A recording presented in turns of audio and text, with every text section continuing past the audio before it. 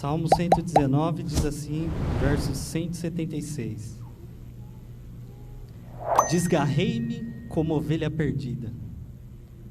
Busca o teu servo, pois não me esqueci dos teus mandamentos. Amém? Queridos, esse é o maior salmo que nós temos na Bíblia. É uma belíssima poesia inspirada pelo Espírito Santo, cujo autor a gente não sabe quem é. Alguns dizem que é Davi, mas não é nada certo. Mas o fato é que está aqui diante de nós um salmo maravilhoso, impressionante. E eu queria destacar duas características muito interessantes desse salmo, antes de nós adentrarmos esse versículo. A primeira característica desse salmo, queridos, eu não sei se você sabe, mas o salmista, ele trabalha com esse salmo numa perspectiva de que esse salmo ele tem que ser memorizado. Apesar dele ser grande, o salmista, ele fez toda uma estrutura para que esse salmo fosse memorizado. Só que é interessante que esse tipo de trabalho, esse tipo de escrita, queridos, não é somente uma característica da cultura hebraica.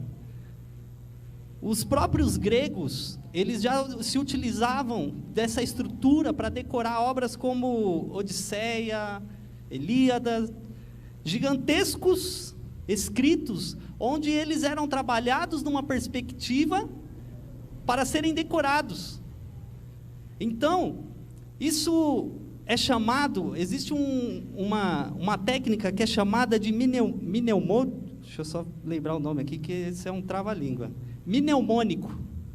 É uma técnica para que se use os recursos da memória para se memorizar algo. Então, a primeira característica que nós vemos é essa, que ele é um salmo escrito para ser memorizado.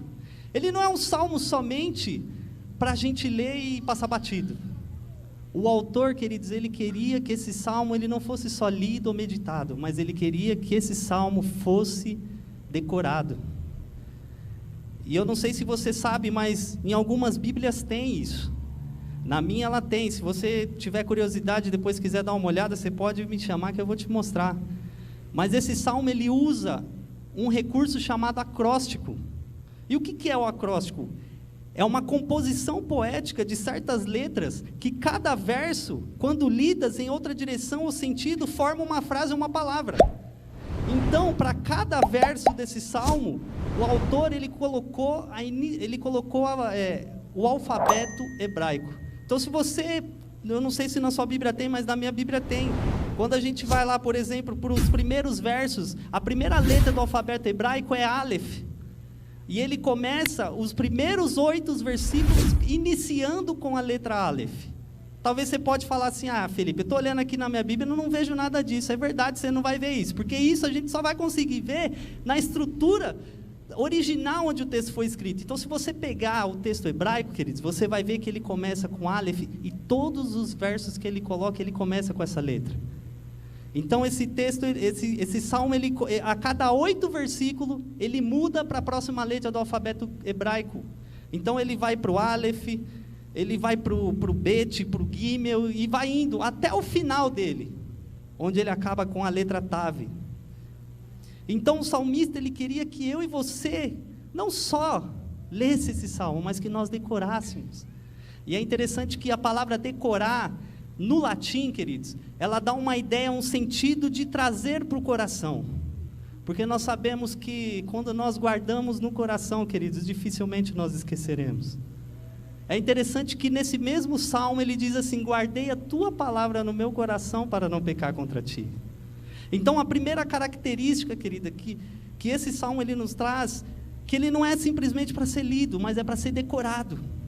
Cada verso desse, ele trabalha numa estrutura onde você não só tem que decorar, mas procurar vivenciar isso, honrar essas escrituras.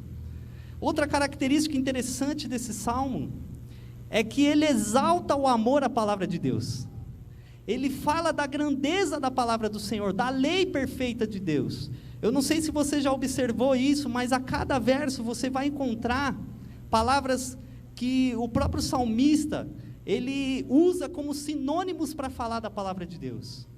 Então você vai encontrar aí, nos versos, palavras como lei, testemunho, preceito, decreto, mandamento, juízo, palavra, a própria palavra, promessa.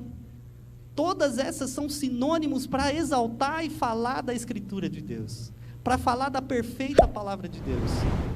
O único verso que não fala nada relacionado à palavra de Deus, ou usa algum desses sinônimos, queridos, é o verso de 122. Ele é o único que não usa nenhuma dessas expressões para falar da palavra do Senhor, para exaltar, para dizer que é ela que nos conduz, para dizer que é ela que nos ilumina.